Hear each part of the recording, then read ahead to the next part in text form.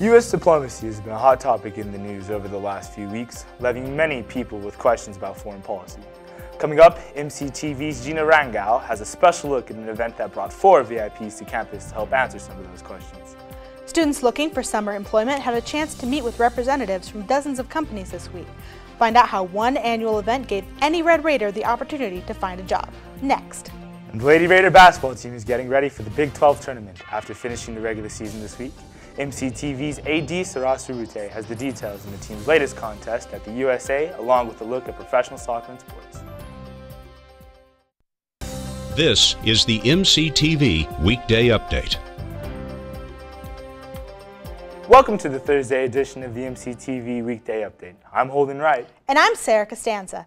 Throughout the year, Texas Tech brings in special guests to campus to share their experiences and expertise with the campus community. That's right, Sarah. And earlier this week, 4 diplomatic VIPs stopped by the International Cultural Center to give their take on a current hot topic. MCTV's Gina Rangel has more. On Monday night, the American Academy of Diplomacy hosted the 4th Annual Ambassadors Forum. 4 former U.S. diplomats discussed the topic of nationalism and world crises, a discussion of America's role in international affairs. It's obviously a very real topic for today's America and for today's world, because nationalism has been on so many people's lips, so many leaders' lips, as well as on the general population. Monday night's panel included Catherine A. Novelli, Ambassadors Ronald E. Newman, Michael C. Pold, and Frank Almaguer. During the event, attendees had the opportunity to ask questions of the panelists. One of my favorite discussion points was one of the audience members asked what was the difference between nationalism in the U.S. and nationalism, I think she said, in the Middle East, and need to kind of have an American identity. But then at the same time, America is kind of this global melting pot, and so I think it's important that we know how to kind of balance the American identity and the idea that we still are a place for everyone to come. So. Camille and Walker Weindorf are students at Coronado High School. They have spent time overseas and were interested in the ambassador's views on foreign affairs. We have a really strong interest in international relations because Walker and I have traveled the world. We lived in Romania for half a year. I went to Malaysia. He spent a summer in Italy. Yeah, so we have seen a lot of different cultures and a lot of different parts of the world, so we just wanted to know what the ambassador's perspective was on that kind of thing. Michael C. Polt is a senior director at the McCain Institute for International Leadership in Washington, D.C. Polt previously served as an ambassador to Honduras and U.S. aid mission director in Bolivia, Eastern Europe, and Ecuador. Polt believes that students like Camille and Walker were an important part of the audience because they will be tasked with solving the problems being created today. It is your generation that has to go ahead and fix our mistakes. So clearly, you are going to be the leaders of this country and of this globe on issues that are going to be far beyond even some of the things that we could possibly even imagine today. During the forum, Polt and the other panelists discussed nationalism and the negative effects it could have on diplomatic relations around the globe. Whereas patriotism says, I love my people and I'm good with the rest of you as well.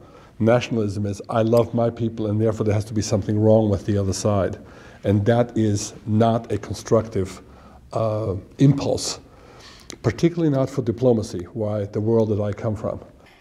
Camille believes that Polt and the other panelists' discussion was important in a day and age where nationalism has become more common. I think it's really important because we can't just have a one-sided perspective of the world and think everyone's going through what we're going through. I think it's important to understand that different people and different cultures have different beliefs and different ways of life, and it's important to talk about those differences and have universal solutions to problems that everyone faces. The Ambassadors Forum was hosted by the Office of International Affairs. Plans for next year's forum are already underway for spring of 2020. For MCTV, I'm Gina Rangel. The Office of International Affairs wasn't the only group who welcomed special guests to campus this week. Another campus department also brought in a speaker to bring attention to an important issue.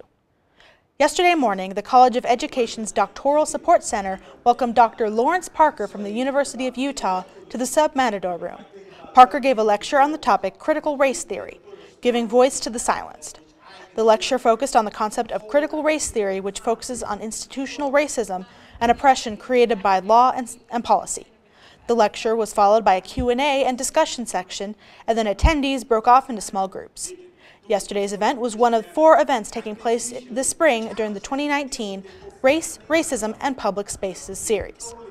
The next event in the series is titled Words Matter, addressing discriminatory subtext. The lecture is scheduled for Wednesday, April 17th at 6 p.m. in the library's TLPDC. All of the events in the Race, Racism, and Public Spaces series are free and open to the tech community. The end of the semester is just over 2 months away, and that means students are looking for job options during the summer and beyond. With that in mind, one campus group held a special event for any students looking for employment. The annual All Majors Job Fair was held in the Sub Ballroom yesterday afternoon from noon to 4 p.m. Unlike most job fairs on campus, the All Majors Job Fair was open to any student interested in finding a part-time or full-time job. Representatives from dozens of companies were on hand to give students information about employee opportunities and internship options. Hi, we're with JCPenney. We are here today at the Texas Tech All Majors Career Fair. We've got a lot of exciting opportunities to talk to you about, both internships and full-time, so we'll be here until 4. Come and say hi. The All Majors Job Fair is hosted by the University Career Center. Even if you missed this year's event, there's still ways to network with employers before the semester wraps up.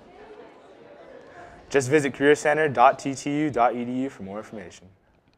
In just over a month, students will be able to start registering for fall classes. And if you've been considering getting a minor on top of your degree, one department hosted a special event to give you some options.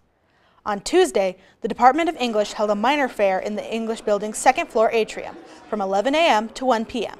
Students could stop by and find out all the details about the department's 7 options for a minor. Some of the options offered by the English department include a minor in technical communications, film and media studies, and Asian studies.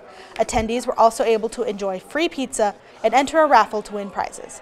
The English department is also promoting a special $200 scholarship for any student who declares an English minor this year. The scholarship will be awarded to the student at the completion of their degree. For more information, visit english.ttu.edu. Diversity is an important topic being discussed throughout the nation, including right here in Lubbock. And earlier this week, one Texas Tech administrator shared her thoughts on the topic with an off-campus audience. On Tuesday, the Lubbock Chamber of Commerce hosted their 2nd annual Diversity Summit at the Overton Hotel and Conference Center. The theme of this year's event was Better Business Through Diversity. And the summit kicked off with a keynote lecture by Dr. Carol Sumner. Sumner is the Vice President of Tech's Division of Diversity, Equity, and Inclusion. Sumner spoke about diversity in the workplace and how businesses can adapt to the challenges created by a diverse workforce.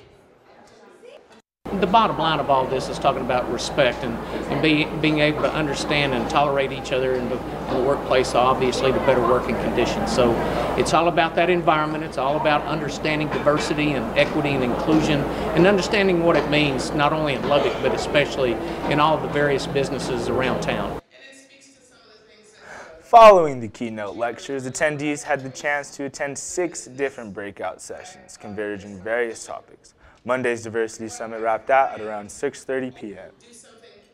We saw a big increase in temperatures yesterday after starting off the week with some of the coldest temperatures we've seen all year. That's true, Holden. Highs on Monday and Tuesday stayed in the 30s and 40s, but yesterday we saw temperatures climb into the 60s. So what can we expect as we head into spring break? Let's take a look at the MCTV forecast. The MCTV Tower Cam has been showing a lot of cloud cover today, and we've also seen an increase of wind since this morning. But the winds aren't the only thing on the rise. We've also seen temperatures reach the upper 70s this afternoon, and it's possible we could reach 80 degrees before the end of the day. Overnight, temperatures will stay mild with highs dropping just below 50 degrees, but the winds will also stick around through the night. Tomorrow, the warmer conditions will continue with another day of highs in the 70s. We'll also see more clouds, but the winds shouldn't be as bad during the day. Tomorrow night, the gusty conditions will make a return to the area, with wind speeds expected to reach 30 miles per hour. Those winds will stick around into Saturday, and that will make temperatures slightly cooler. But by late afternoon, the winds will begin to die down, making for a nice, mild evening. On Sunday, we can expect a return of cloudy skies and cooler temperatures. Highs are only forecast to reach the low 50s, and there's a chance of showers heading into the evening. Temperatures will be a bit cooler on Sunday night, but lows should stay above freezing. Heading into next week, the South Plains will start off spring break with thunderstorms and cooler conditions. The rain chances on Monday start shortly before sunrise, and it looks like we could see showers throughout the day. On Tuesday, the chance for rain will continue and temperatures will be mild. Tuesday's highs could reach the upper 50s, and thunderstorms and showers are forecast to stay in the area throughout Tuesday night. On Wednesday, it looks like the storm system will finally move out of the area, and we should see a return of the sun. Unfortunately, it looks like we'll see more winds with speeds reaching near 30 miles an hour. Wednesday's temperatures will also be slightly warmer, with highs expected to top out in the low 60s. Looking ahead, mild temperatures and sunshine and lighter winds should make for a nice ending to spring break. The Lady Raider basketball team has officially wrapped up the regular season play earlier this week at the United Supermarkets Arena. So, did the team finish up their conference schedule with a win? MCTV's Aditya Sahasrabudhe joins us in the studio with a look at that game and more in sports. AD? Thanks, Sarah and Holden. On senior night, Texas Tech defeated Oklahoma 88-82 to give senior Zuri Sanders a perfect send-off. 3 Lady Raiders scored in double figures. Zuri Sanders led the team with 15 points and 14 rebounds for her 7th double-double of the season and 10th of her career. Chrislyn Carr led the team with 26 points of her own, while Sydney Goodson followed with 20 points. Freshman point guard Chrislyn Carr also closed out the regular season with her 5th Big 12 Freshman of the Week honor of this season. This is most weekly honors by a freshman since the 2015-16 season. The Lady Raiders traveled to Oklahoma City for the 2019 Phillips 6-6 Big 12 Championship. Texas Tech is set to face Oklahoma in the tournament opener on Friday at 6 p.m. You can watch the game on Fox College Sports and Fox Sports app. Time for some news from the ballpark. The number 10 Texas Tech baseball team returned to the win column with a 5-1 victory at San Diego State Tuesday night at the Tony Gwynn Stadium. The Red Raiders registered 13 hits in the contest, taking over what was a 1-1 ball game by adding 4 runs between 6th and 7th innings. Every Red Raider in the lineup reached base safely in the contest, while 8 of the 9 recorded hits. The Red Raiders have now outscored their opponents by a combined 30-8 this season during the 6th and the 7th innings. Yesterday afternoon, the Red Raiders took on San Diego State in the second game of their midweek series. Tech finished out their road trip with a 12-9 win over the Aztecs. A 2-out grand slam from Cameron Warren in the 9th inning secured the win for Tech. The Red Raiders return home to face Wichita State this weekend. The first pitch for Friday's game is set for 6:30 p.m. and you can also catch the game on Fox Sports Southwest Plus. Let's have a look at track and field news. Texas Tech track and field will begin its journey on Birmingham, Alabama for the NCAA Indoor Championship on Wednesday. The Red Raiders will be entering the March 8-9 title meet with 15 entries on the men's side, more than any other team. Tech also has 4 event entries on the women's side. Top-ranked Red Raiders and number 2 Florida are expected to go neck-to-neck for the national championship. With just a handful of points predicted to separate the two, each of the Tech's 15 entries and Florida's 14 will be scrapping for every point they can get. The busiest Red Raiders will be sprinters Divine Oduduru and Andrew Hudson, who will both run 60-meter and 200-meter in addition to the 4x400. The duo will come in as the first and the second-ranked 200-meter runners in the country. In soccer news, UEFA Champions League is back in action. 3-time consecutive Champions League winner Real Madrid exited from UCL after being humbled by Ajax 1-4 at home. In the first leg of round of 16, Sergio Ramos deliberately earned a yellow card to miss the second leg against Ajax, hoping to feature in the quarterfinals. That gamble obviously did not work as Madrid were humiliated after a third consecutive home loss.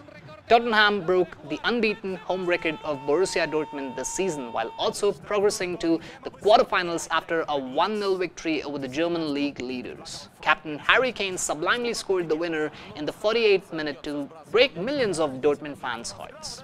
After 3 terrible defensive blunders, PSG lost to the paltry Manchester United side yesterday by 3-1.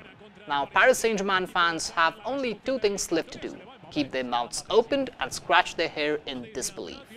Veteran Gigi Buffon's chase to win the Champions League still remains a dream. United did make a surprising comeback by beating one of the title contenders to make it to the quarterfinals, courtesy to Lukaku's brace and Rashford's 98th-minute penalty. That's all we have for today's sports coverage. Back to you, Holden and Sarah. Thanks, AD. So, Sarah, do you have any plans for the break this weekend? Well, I'm going to the American Pigeon Museum, and then I'm going down to El Paso to see some family. How about you? Looking for warmer weather. I'd feel that. Well, that's all for today's edition of the MCTV Weekday Update. Thanks so much for joining us, and be sure to check ttuhub.net every day for more news. Have a great spring break.